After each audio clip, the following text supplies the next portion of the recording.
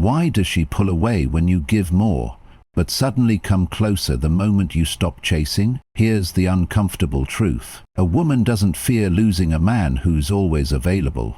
She fears losing the man who's calm, focused, and no longer trying to convince her to stay. This isn't about games. It's about gravity. When your energy becomes rooted in self-worth instead of emotional reaction, she feels it, and the deeper her connection was, the harder it hits her. Right now, you might be trying to fix the distance with effort.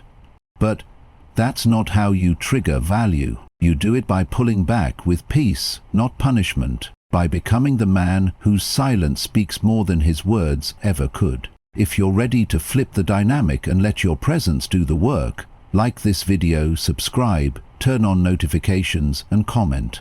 My distance reveals my value. Number 1. The fear she never admits. Why losing you should feel real.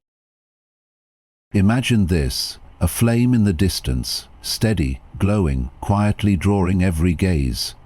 You don't chase it, you don't smother it, you're just pulled toward it, wondering what would happen if it vanished.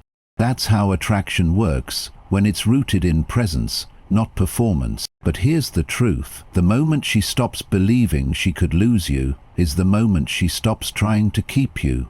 Not because she's ungrateful, but because the human mind is wired to devalue what feels guaranteed. And that's where most men fail. They overcompensate. They smother with praise. They become available at all costs, and in doing so they lose the very value that made them attractive.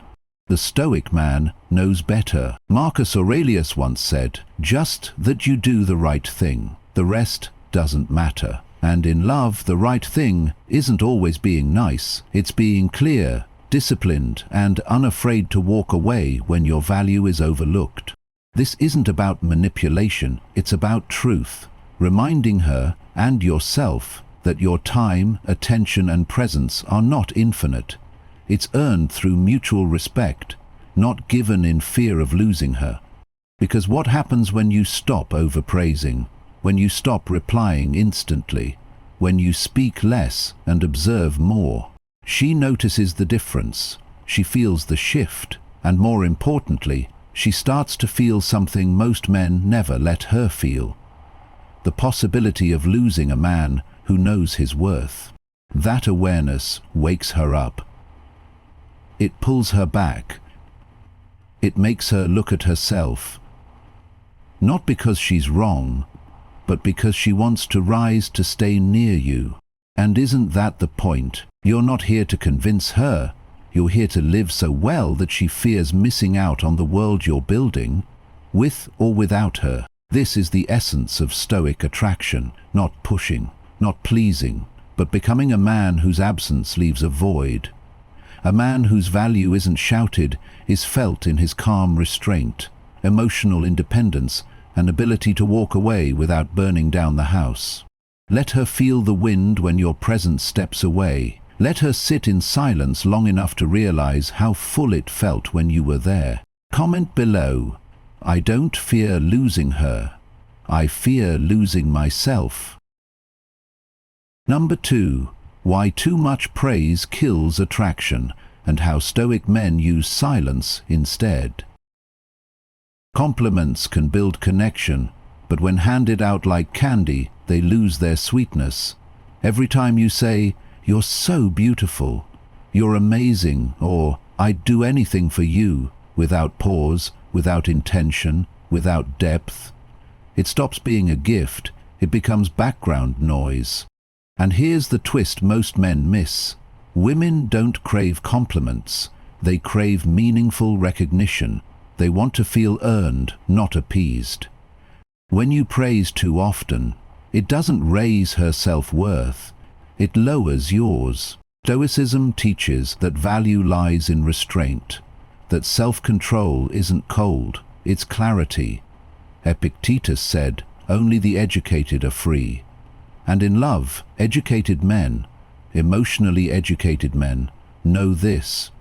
Recognition given too easily loses its impact.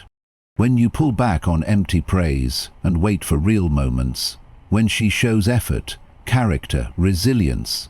Your words become gold, not noise, not ego fuel, but truth. Imagine this instead. She walks into the room, clearly made an effort. Instead of poring over compliments, you look her in the eyes and say, calmly, "That color suits the fire in you." Then, silence. A half smile, a pause long enough for her to wonder what else you noticed but chose not to say. That's presence. That's power, because now she's intrigued, she's tuned in. She doesn't know what you're thinking, and that uncertainty becomes curiosity, which becomes attraction. You've broken the rhythm of predictable praise.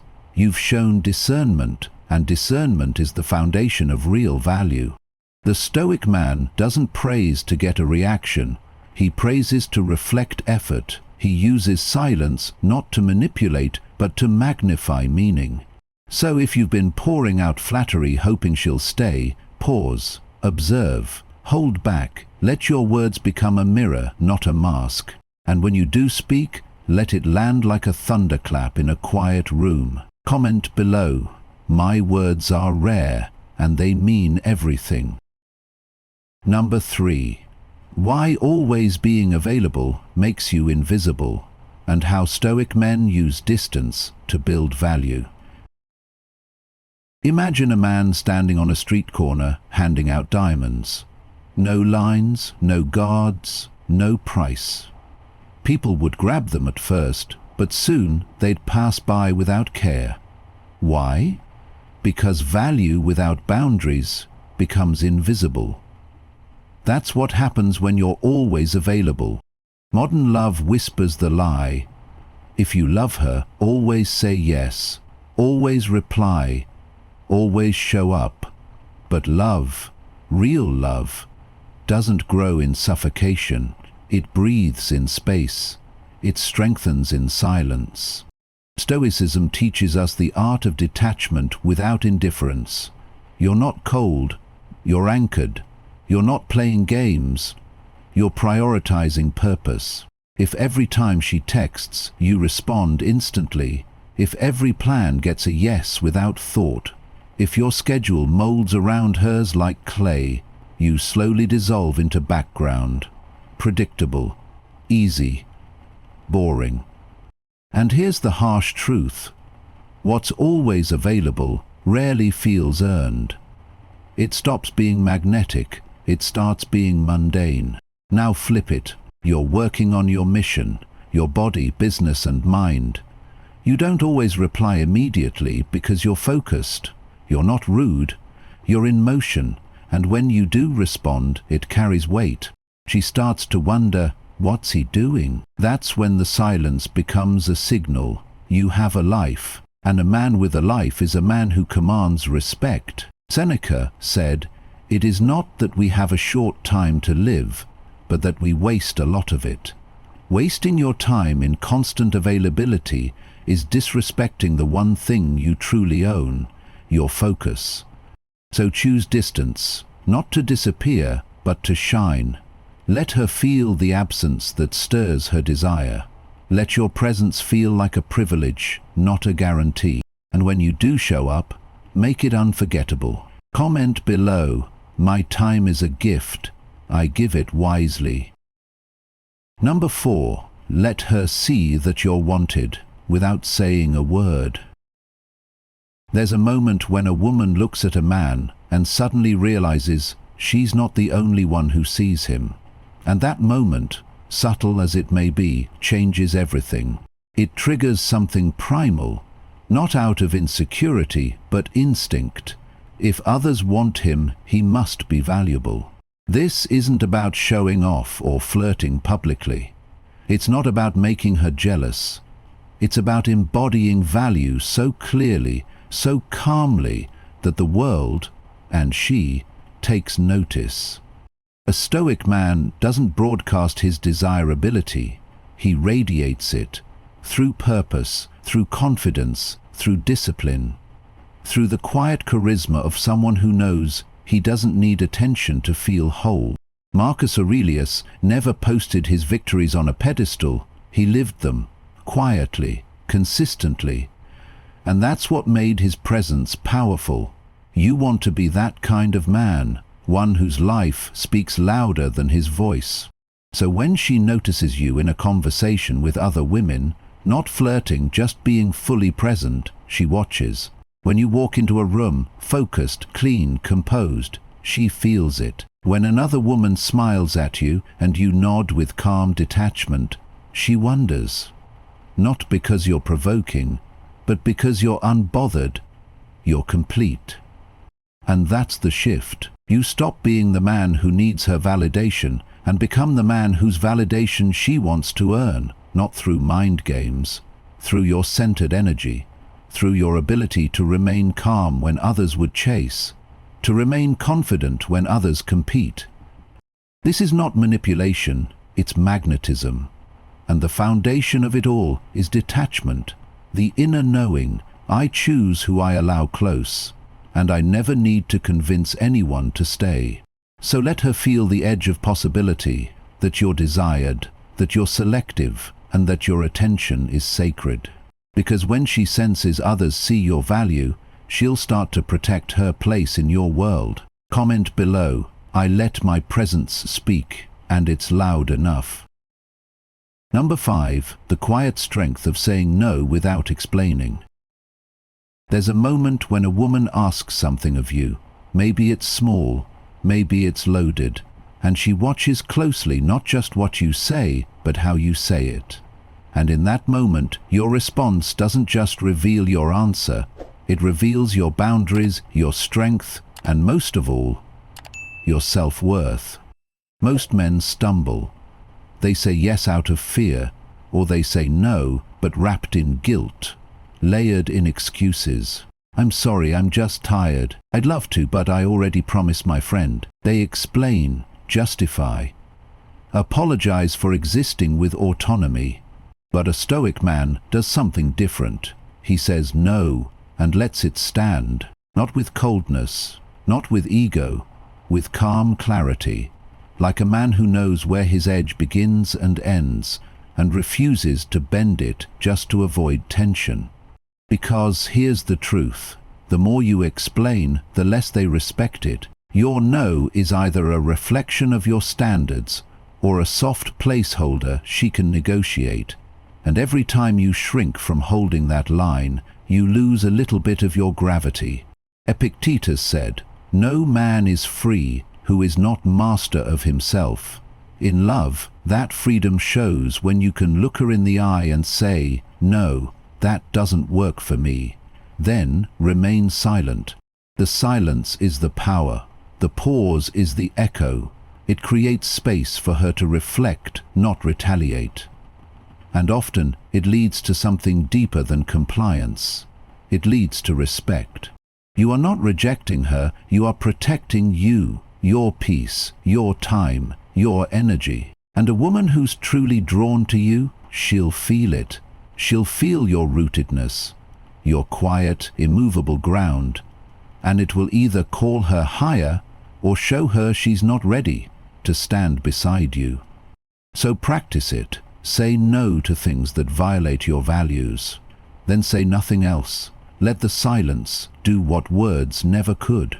Because when a man can say no with calm confidence, he becomes the kind of man she can't manipulate. And that's the kind of man she never forgets. Comment below. I don't explain my boundaries, I live them. Number 6. When she acts entitled, let silence be the lesson. There's a moment in every relationship when she tests the waters. Maybe she demands your time without gratitude, gets upset when you prioritize your growth, or expects you to abandon your plans to meet her mood. It doesn't always come as anger. Sometimes it's a silent pout, a passive-aggressive sigh, or the cold edge of a withheld smile. Most men panic, they explain, they chase, they try to fix what was never theirs to carry. But the Stoic man knows, you do not correct entitlement with comfort, you correct it with space.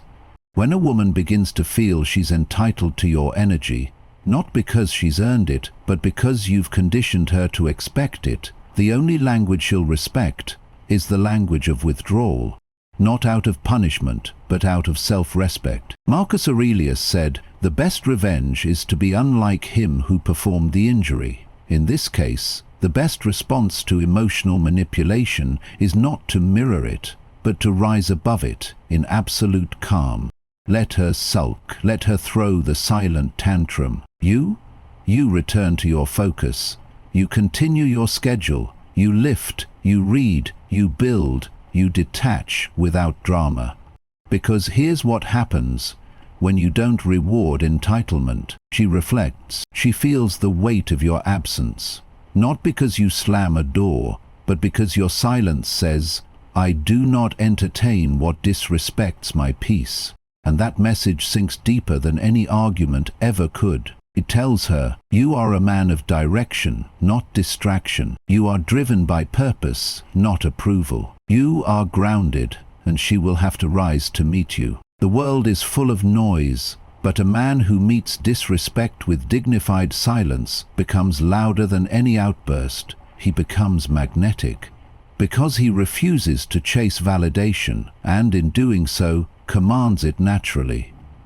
So when she acts entitled, don't respond, don't defend, don't explain. Withdraw with elegance, and let her feel the quiet consequence of overstepping a man with boundaries. Comment below. I teach respect through presence and distance. Number 7. Walk away the moment you're disrespected and never look back. A line, invisible but undeniable, separates masculine strength from emotional weakness. And that line is crossed the moment you tolerate disrespect. Whether it's a subtle eye roll, a dismissive tone, or a direct insult to your dignity, it all points to one truth. She no longer sees your value as something to protect. Most men freeze in that moment. They rationalize, they negotiate, they think, maybe she didn't mean it, or worse, if I stay calm, she'll see how much I care. But here's the stoic reality. If you have to beg for respect, you already lost it. The true test of a man is not how long he can endure, but how quickly he walks away when his self-worth is under siege. Because the longer you stay after she crosses that line, the less she believes you have one. Seneca wrote, "You act like mortals in all that you fear, and like immortals in all that you desire." When you stay in disrespectful dynamics hoping they'll change, you act like you have infinite time, like your soul can take infinite hits. But you don't, and it can't. So what do you do when she crosses that line? You leave, not in rage, not in theatrics, but with the quiet finality of a man who knows. This is the last time. No second warning, no long text, just silence, distance, and presence. In your own life, not hers. Because when you walk away from disrespect without looking back, you become unforgettable. Not because you punished her, but because you reminded her of something rare, a man who doesn't need her approval to value himself. And if she ever circles back, it won't be because you guilted her. It'll be because your absence spoke louder than your loyalty ever did. Let your standard be this: if I am not respected, I am not required to stay. That's not arrogance. That's discipline. That's honor.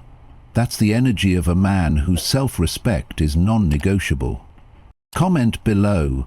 Respect is my minimum, not a reward. You came here looking for a way to make her miss you. Now you know. She misses what she can no longer predict. When you stop over-explaining, when you stop trying to fix her confusion, when you become unshakably focused on your path, that's when her mind starts spinning. Not because you punished her, but because you removed the emotional safety net she thought would always be there. Now she's left with silence, space, reflection, and in that space, she starts to feel what you felt. You don't need to make her jealous. You don't need to prove anything. You only need to return to yourself and let her feel the loss of your presence. If you're ready to lead through calm detachment, Like this video, subscribe and comment. She feels it more when I stop trying. Stay grounded, stay intentional, because the moment you stop chasing is the moment she starts remembering.